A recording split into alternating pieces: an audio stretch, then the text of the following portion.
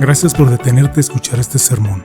Antes de comenzar, ¿podrías tomarte un momento para darle me gusta a este video y suscribirte a nuestro canal?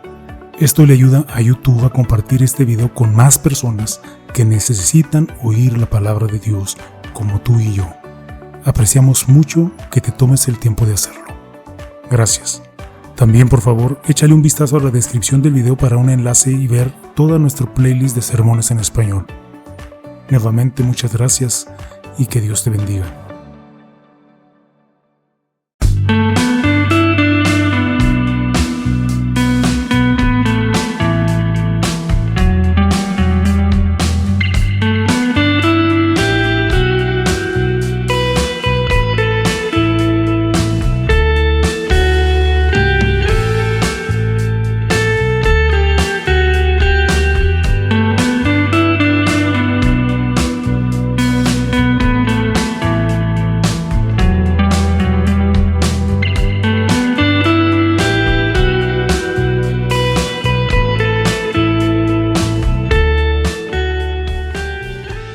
Sermón del domingo 16 de junio del año 2024 de la Iglesia Luterana Cristo Nuestro Redentor en El Paso, Texas, basado en el texto del Salmo 37. Mientras estudiaba para preparar este sermón, aprendí una nueva expresión que me gustaría compartir con ustedes y en la que me centraré hoy. La expresión es romper la cuarta pared. Esta es una expresión común utilizada en el teatro, en el cine y la televisión. En un set normal de televisión, cine u obra de teatro hay una pared trasera, dos laterales y la cuarta pared. Así se le refiere a la pantalla de televisión, a la pantalla de cine o a la primera fila del escenario en una obra de teatro.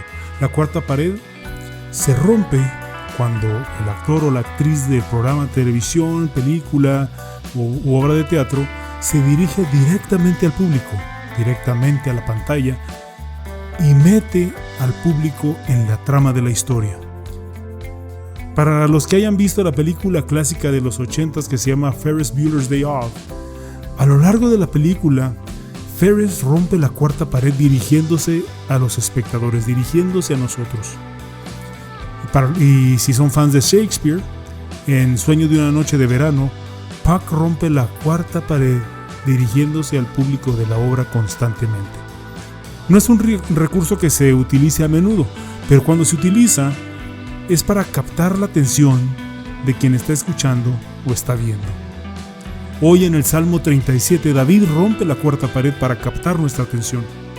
Esto es significativo porque en todos los demás salmos de David o le habla al Señor o se habla a sí mismo, pero en el Salmo 37 nos habla directamente a nosotros, y lo que quiero que se imaginen es a David interrumpiendo lo que está pasando en su vida para dirigirse directamente a nosotros y ayudarnos con lo que estamos pasando en la vida de nosotros.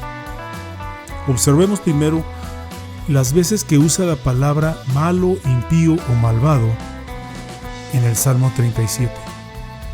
La usa 12 veces en 40 versículos. ¿Y por qué tantas veces?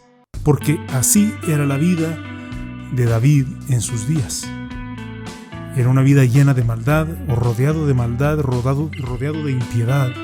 Y él rompe la cuarta pared para hablarnos porque sabe que así también es la vida para nosotros hoy. Llena de impiedad y llena de maldad a nuestro alrededor. David se dirige directamente a nosotros y nos dice: por muy perversas que sean las cosas en la sociedad actual y por más que la gente se aleje de Dios y se vuelva contra su santa palabra, no te preocupes. Dice, no dejes que los malvados te afecten, no tengas de envidia de lo bien que les está yendo, no dejes que te frustren. Si lo haces, dice, solo te llevará a pensar, hablar y hacer el mal tú mismo. Y entonces no serás distinto a los malhechores con los que estás molesto. Dice David, los malvados no se salen con la suya, no siempre será así. El juicio vendrá sobre los malvados y serán destruidos. Y luego, para enfatizar esto, dice en el versículo 9, un día todos los malvados serán destruidos. Y el versículo 10 dice un poco más: y los malvados dejarán de existir, los buscarás, pero no los hallarás. El versículo 13: pero el Señor se burla de ellos, hablando de los malvados, porque sabe que ya viene su hora. Y también los versículos 15, 17, 22, 28, 34, 36 y 38. Sí, imaginemos ahora mismo a David rompiendo esa cuarta pared, mirándonos directamente y asegurándonos: los malvados serán arrasados. Imaginemos a David diciendo al mismo tiempo: los justos, o sea, los creyentes, serán reivindicados. En otras palabras, al final, nosotros vencemos. David nos lo resalta en el versículo 9, dice: si esperas en el Señor, heredarás la tierra.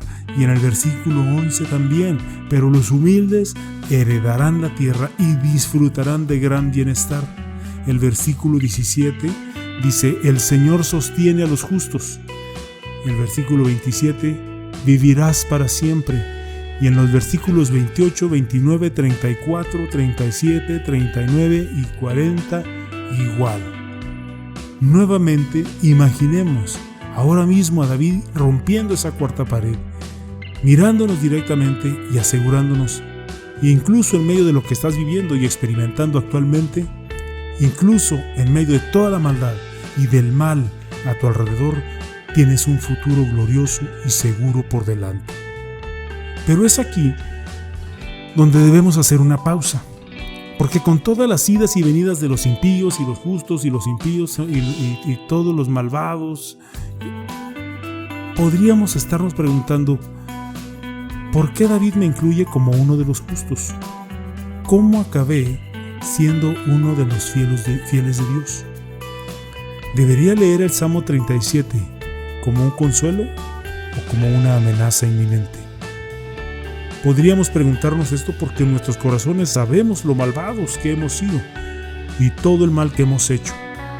Podríamos preguntarnos esto porque sabemos que nos parecemos al pasaje bíblico de Romanos, que dice: las intenciones de la carne llevan a la enemistad contra Dios, porque no se sujetan a la ley de Dios, ni tampoco pueden. Podríamos preguntarnos esto porque también sabemos que el pasaje bíblico que dice: no hay ni uno solo que sea justo, no hay quien haga lo bueno, no hay ni siquiera uno, y que esos versículos están hablando precisamente de nosotros. Amados hermanos y hermanas en Cristo, he aquí la maravilla del poder y de la gracia de Dios que no podemos ignorar ni olvidar. David nos está hablando directamente a nosotros en el Salmo 37 y nos llama justos, nos llama fieles, porque éramos por naturaleza objetos de ira como los demás, pero Dios, cuya misericordia es abundante, por el gran amor con que nos amó, nos dio vida junto con Cristo, aun cuando estábamos muertos en nuestros pecados. Porque cuando se manifestó la bondad de Dios nuestro Salvador y su amor para con los hombres, nos salvó. Y no por obras de justicia que nosotros hubiéramos hecho, sino por su misericordia. Tampoco podemos olvidar cómo Dios hace posible que seamos justos. Porque así como por la desobediencia de un solo hombre fueron constituidos pecadores, así también por la obediencia de uno solo, muchos serán constituidos justos. Y al que no cometió ningún pecado, por nosotros Dios lo hizo pecado, para que en él nosotros fuéramos hechos justicia de Dios. La vida perfecta de Jesús y su muerte inocente son el porqué y el cómo David puede estar llamándonos justos y fieles en el Salmo 37. Es bajo esta luz afable y hermosa del amor de Dios que David nos enseña cómo vivir en medio de la maldad y de la impiedad de nuestros días. No te alteres, nos dice en los versículos 1, 7 y 8. Ahora bien, alterarse es una palabra interesante en el hebreo. Literalmente significa no te perturbes ni te acalores, especialmente cuando ves que los malvados prosperan y abundan en esta vida. Cuando sabes quién eres en Cristo, que eres un alma perdonada y comprada con sangre, y cuando sabes lo que se te promete a través de la fe en Cristo, se te promete la vida eterna, no tienes razón alguna para envidiarle a los malvados nada. Y cuando conoces el don de la justicia que se te ha dado a través de la fe en Cristo, no tienes ninguna razón para andar de santurrón y dar de bibliazos a los malvados. Así que ya no permitas que te causen escozor. Otra cosa que nos dice David es que confía en el Señor y practica el bien, como dice el versículo 3. En otras palabras, vive confiado en lo que el Señor ha hecho por ti y responde en consecuencia a la gracia y a la misericordia que se te han sido mostradas. Dios no pagó tu mal con mal. Pagó tu mal con su gracia en la cruz, sufriendo y muriendo en tu lugar por tus pecados. Esta es la razón para confiar en el Señor y hacer el bien. El amor de Cristo te insta a confiar en Él y a hacer el bien. También nos dice David, disfruta de la presencia del Señor en el versículo 4. Esto significa, ama lo que Dios ama y hazlo porque Él te amó primero. Pablo nos lo expone así en Filipenses. Por lo demás, hermanos, piensen en todo lo que es verdadero, en todo lo honesto, en todo lo justo, en todo lo puro, en todo lo amable, en todo lo que es digno de alabanza. Si hay en ello alguna virtud, si hay algo que admirar, piensen en ello. Lo que ustedes aprendieron y recibieron de mí, lo que de mí vieron y oyeron, pónganlo por obra, y el Dios de paz estará con ustedes. Para entender correctamente este estímulo, piensa en lo que has oído de la vida en las cartas del apóstol Pablo y lo que has visto en Pablo más que ninguna otra cosa. Lo que Pablo nos ha expuesto en cada una de sus cartas es el glorioso mensaje de Cristo y de la cruz. Esa es la razón para deleitarse en el Señor. También nos dice David, pon tu camino en las manos del Señor en el versículo 5. Esto significa no te apartes del camino de la salvación. Por gracia, mediante la fe, ese es el camino que se recorre hasta llegar al cielo y esa es la forma en que el cristiano fiel debe vivir hasta su muerte en la tierra. No existe otra manera de mantenerse en este camino. Otra exhortación que nos hace David es guarda silencio ante el Señor y espera en Él. Nos lo dice en el versículo 7. Permítanme ilustrar esta exhortación con dos preguntas.